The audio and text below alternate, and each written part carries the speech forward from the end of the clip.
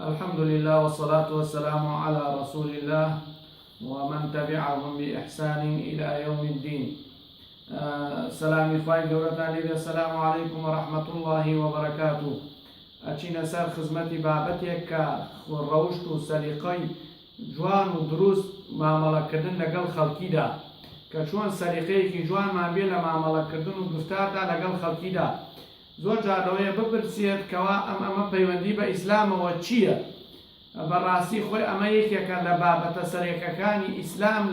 لە ئەخلاق و ڕەوشتە جوانەکان وەکو ئەوەکانی تر کە گومان نیەتایە وەکو ئەخلاقی خۆنەویستن وەکو ئەخلاقی قوربانیدان ڕەوشتێکەوە خۆت بکەی بە قوربانی بۆ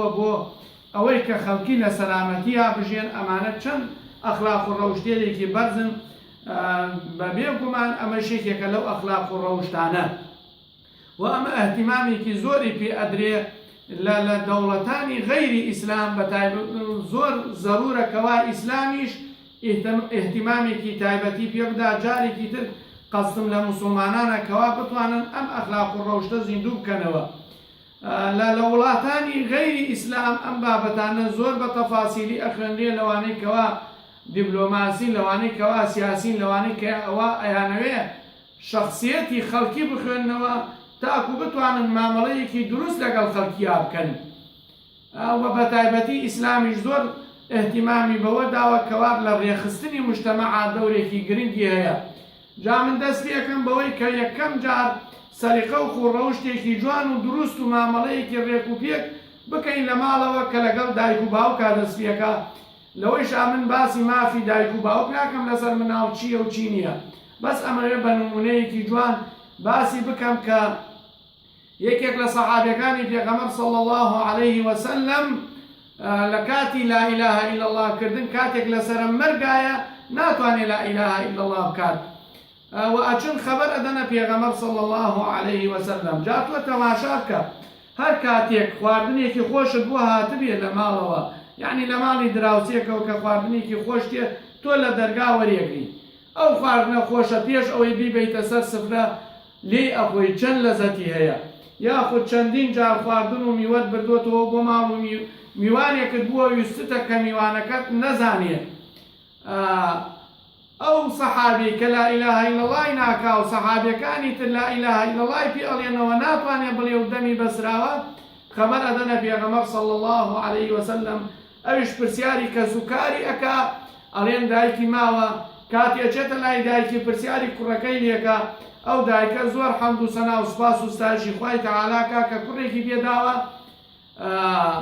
شەونێژیەکە و عیبادەتی چاکێ ئەخلاقی جوانە وردە وردە تێتە سەر باسی ئەوەی کە کوڕەکە لەگەڵ دایکیا چۆنە، یعنی سەلیقە و ڕەوشت و مامەڵەی لەگەڵ دایکیا چۆن بووە. ئەڵێ وەڵڵی هەر جارێ خواردنی باوەدایەتەوە میوە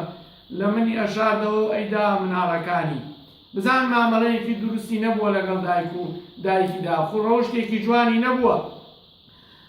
پێغەمبەر صلی الله عليه وسلم عیلەتی ئەوە دیاریەکە کە ناتوانێت بڵێ لا إله إلا الله، بۆیە ئەمرێکەکە لەبەرەوەی دڵی دایکی نەرم بێ ئەڵێ ئاگرێک بکەنەوە کەەوە ئەو سەحابیە بسووتێنن هەریش نەبێ ئاگری ئەم دنیا بیسووتێنێت پێش ئاگری قیامەت.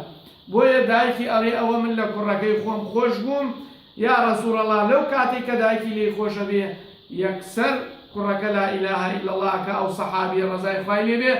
بزانە ئەخلاق و ڕەوشتی جوان و مامەڵەی دروست لەگەڵ دایک و باوکە چۆنە. ئێمە زۆر جار نابینین هەڵەکان بە ئیشاراتێکی چاو یا بە بزەخەنینەیەک ئەڵێنەوە ئایا ئەمە ئەخلاق و ڕەوشتێکی جوان نییە، سەر چاوەکەی لە حەیاەوە بەرهەمی وەرگرتووە سەر چاوی گرتووە. حەیائیش بەشێکە لە ئیمان ڕجا و تکام وایە خوای تەعالا ئەخلاق و ڕەوشت و سەلیقەی جوانمان بەنسیب کاوە بتوانین مامەڵەی دروست لەگەڵ خەڵکا بکەین. وصلى الله وسلم على محمد وعلى آله وأصحابه أجمعين.